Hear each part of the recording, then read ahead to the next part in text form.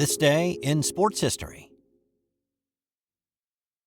It's July 26th, and on this day in 1986, Mike Tyson had the quickest knockout of his career.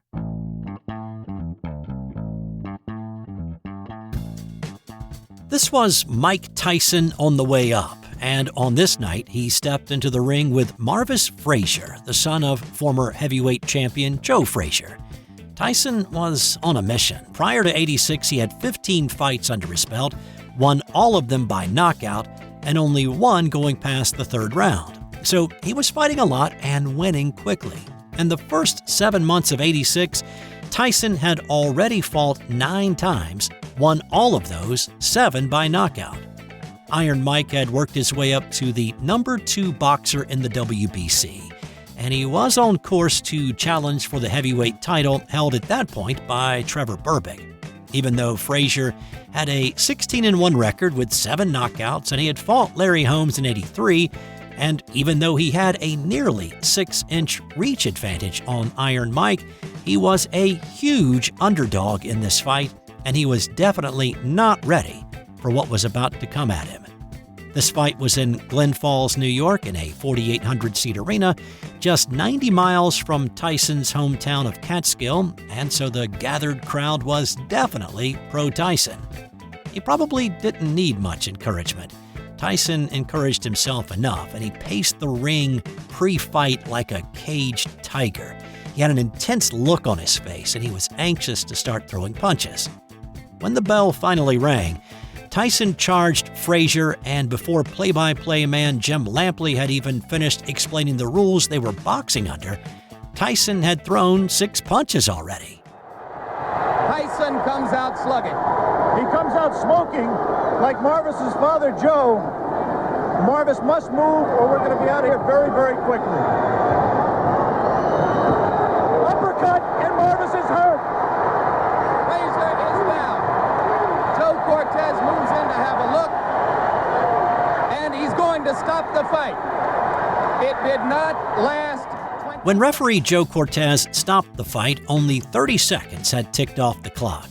This was also one of the earliest looks that people got of Tyson. His first televised bout had been 6 months prior against Jesse Ferguson, but this shocking first-round knockout had people sitting up and taking notice. It was also one of the first times that Tyson opened up about his method of preparation. He's been very open about his use of fear in a fight, not making the other boxer be afraid of him, but rather the fear he feels inside to preemptively strike his opponent. He's said a lot of times in the past few years that whatever he's afraid to do, he does it. Well, in the post-fight interview for the Frazier fight, we kind of got our first taste of that idea. I use the fear to reflect it on my opponent, because fear I use as my friend. It's my friend. If I don't have it, I don't fight. On his meteoric rise to becoming the youngest heavyweight champion, Tyson fought 2 more times before getting a shot against Berbick in November. For Marvis Frazier, this bout made him start thinking about another line of work. He only had 3 more fights before deciding to go into the ministry. This episode is brought to you by Firefly Books, and with you being a sports fan just like me, here's 2 suggestions for your next great sports read. If you love basketball, then you need to add Dave Zarum's book, NBA 75, The Definitive History. Uncover untold stories of triumph, controversy, and the greatest stars of the game. From the league's humble beginnings to its modern glory, it is a courtside seat to 75 years of NBA history. And if you're a golf fanatic, then you gotta check out Matt Adams' book, The Golf Round I'll Never Forget. I've used it as a reference in this podcast over the past year for lots of stories that I've done, and I can tell you from experiencing it, this is a great book. Relive 50 of golf's most memorable moments through the eyes of the legends themselves. It's the closest you'll ever get to walking the fairways with the greatest to ever play the game.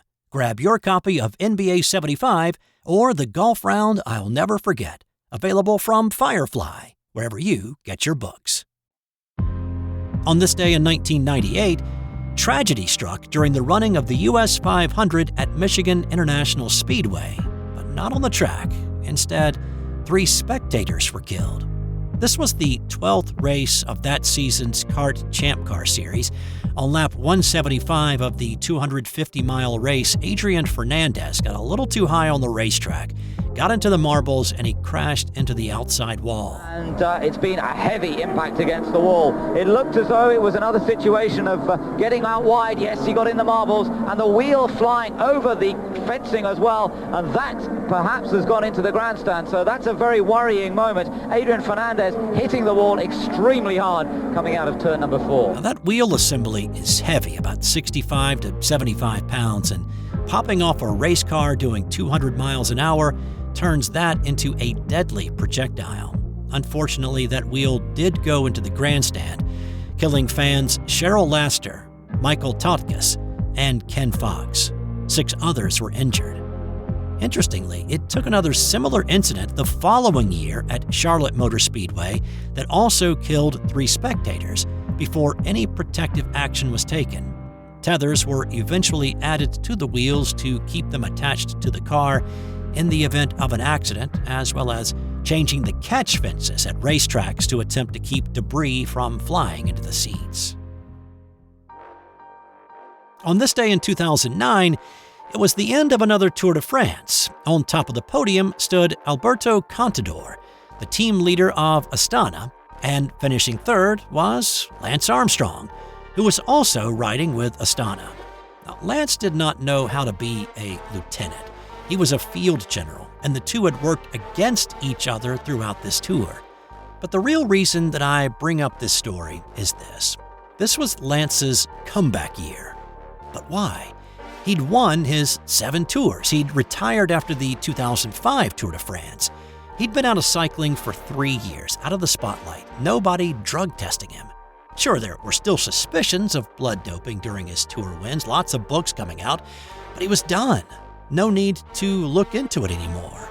But coming back into the peloton in 2009 put those crosshairs right back on him. And yeah, he was tested during the tour, and then when he came back in 2010, he was tested again. Now, I'm just asking the question. It wasn't until 2012 that USADA accused Armstrong of blood doping, and those were from samples taken during the 2009 and 2010 season. And that's the evidence that actually ended up sticking to him. He'd weathered all the storms up to that point. The association with Michele Ferrari, the intense investigation by journalists Pierre Ballister and David Walsh, the federal investigation by the U.S. Justice Department. All those had rolled right off of him. So, if he had stayed retired, not come back to ride in this 2009 Tour de France, would his blood doping have been investigated any longer? Would his 7 tour wins still be in the record books? Would he still be raising funds for Livestrong? This episode is brought to you by Sterling Roastery. For several months you've heard me talking about the great products and scents offered by the Sterling Soap Company. And while there may not seem to be any correlation between soap and coffee, what is similar is the same care and attention to detail in delivering great products to their customers. Sterling Roastery will ship great-tasting beans or ground coffee, for whatever coffee-making process you prefer, right to your door. I gave their breakfast blend a try recently, and I can tell you, it was a great way to get my day kick-started with this smooth, medium blend. And just like their soaps, they have a variety to choose from. Give Sterling Roastery a try at sterlingsoap.com. On this day in 1984, pitcher Vida Blue was suspended for the rest of the year by Commissioner Bowie Kuhn. Earlier in the year, Blue, along with 3 other Kansas City Royals, were accused of cocaine possession. The other 3, Willie Wilson, Willie Aikens, and Jerry Martin, admitted attempted possession of cocaine and served brief suspensions.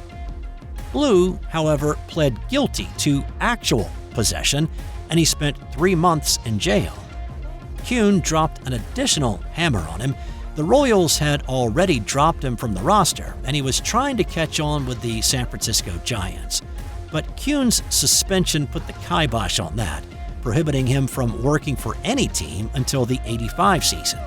He did eventually sign on with the Giants and pitched for another 2 years in the majors before retiring.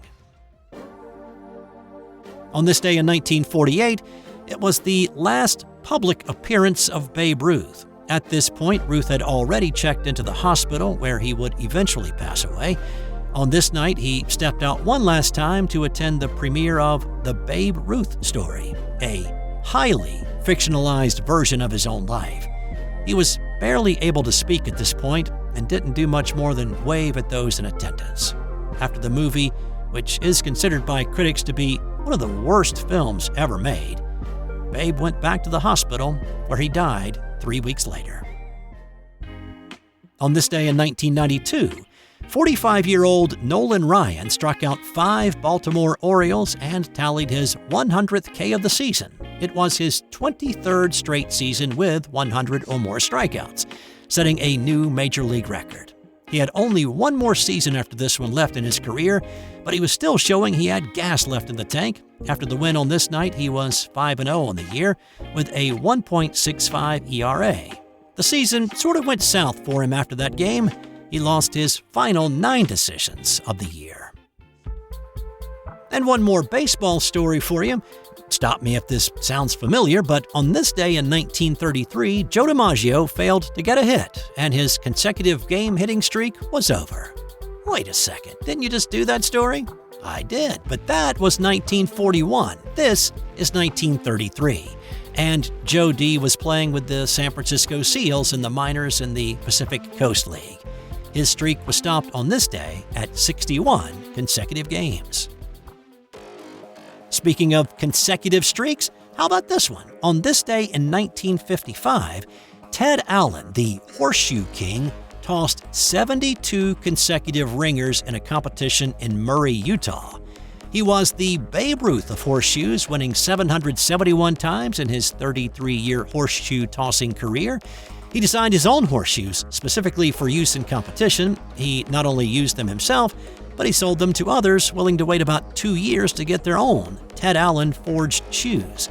Even though horseshoes has not really become a must-watch event on television, even on the Ocho, and especially with the surprising and meteoric rise of cornhole as a pro sport, it probably never will.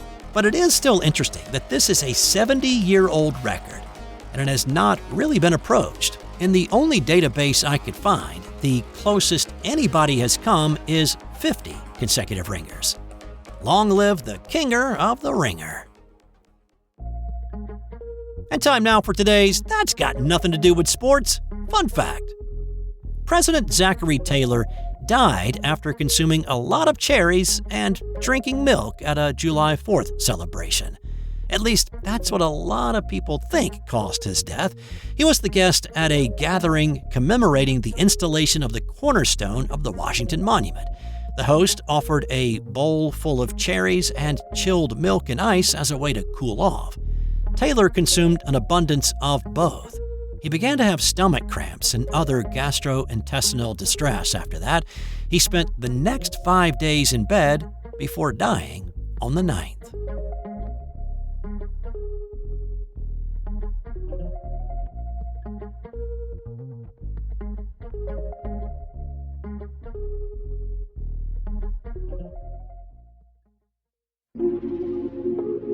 This has been an original Thrive Suite production.